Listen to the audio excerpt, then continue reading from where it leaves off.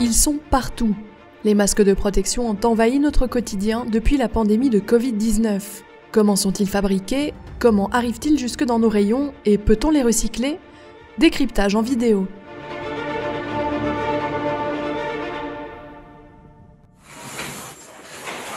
Avant l'apparition du coronavirus, la Chine produisait déjà la moitié des masques vendus dans le monde, soit plus de 20 millions par jour, à destination du personnel médical et des hôpitaux.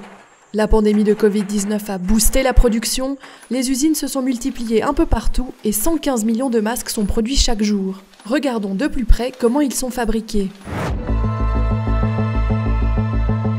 Intéressons-nous au masque de protection le plus courant, celui dit chirurgical. Il est composé de 3 parties. Un carré de tissu censé recouvrir le nez et la bouche, des élastiques et une tige rigide et métallique dans sa partie supérieure. La tige métallique est souvent composée d'un fil de fer ou d'aluminium recouvert de plastique. Les élastiques, eux, sont fabriqués soit avec du caoutchouc, soit avec de l'élastomère, un dérivé du caoutchouc mélangé à de la fibre. Passons maintenant à la partie centrale du masque, c'est celle qui requiert le plus d'éléments et de travail. Pour produire cette partie, il faut des matières premières, en l'occurrence des hydrocarbures, généralement du pétrole, mais aussi du gaz naturel. Ces derniers sont extraits du sol avant d'être acheminés dans des raffineries. Le pétrole y est alors distillé, puis transformé pour obtenir des composés précieux pour l'industrie chimique, comme l'éthylène et le propylène. Ces éléments sont ensuite polymérisés pour créer du polypropylène et du polyéthylène, qui est la matière plastique la plus utilisée au monde et dont les fabricants principaux sont ExxonMobil, Dow, Sinopec ou Sabic. Ces polymères sont ensuite envoyés sous forme de granulés par la route, le rail ou par la mer dans des usines fabriquant des textiles non tissés, principalement en Chine, en Corée du Sud et à Taïwan. Les granulés y sont fondus et ressortent sous forme de fils qui forment à leur tour des rubans de textiles non tissés. Le textile non tissé est présent partout dans notre quotidien, dans les couches pour bébés, les vêtements, les draps, les protections hygiéniques, les filtres et évidemment les masques. L'explosion de la demande de masques durant la pandémie a poussé des entreprises de toutes sortes à créer des masques, certaines d'entre elles produisant parfois du matériel défectueux ou ne respectant pas toujours les standards sanitaires.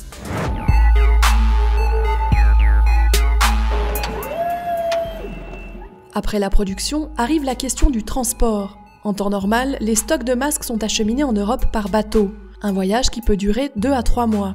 Mais vu l'urgence sanitaire de la pandémie, de nombreuses entreprises ont dû exporter leurs masques par avion, une solution plus rapide, mais également plus coûteuse. Évoquons à présent l'utilisation des masques.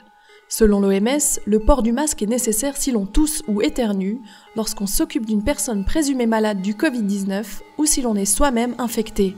Après utilisation, il est recommandé de jeter immédiatement le masque dans une poubelle fermée. Il faut aussi la conserver 24 heures chez soi avant de la mettre avec les autres ordures ménagères. Les masques sont ainsi brûlés en même temps que le reste des déchets ordinaires.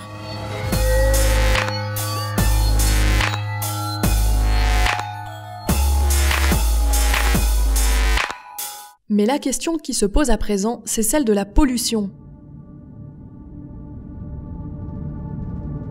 De très nombreux clichés postés sur les réseaux sociaux témoignent d'une pollution d'un nouveau genre. Des masques usagés, jetés par terre, qui finissent souvent dans la nature et qui y resteront longtemps. Car le polypropylène met environ 500 ans à se dégrader dans la nature. Sans compter le fait que les masques sont composés de plusieurs autres éléments.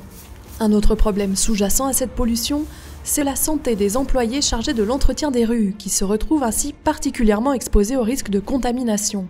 Pour l'heure, il est encore trop compliqué de recycler les masques, car ils contiennent trop de matières différentes. Des initiatives fleurissent certes un peu partout, notamment pour produire des masques réutilisables ou lavables à 95 degrés, mais ces initiatives ne suffiront pas pour compenser le désastreux bilan écologique des masques de protection.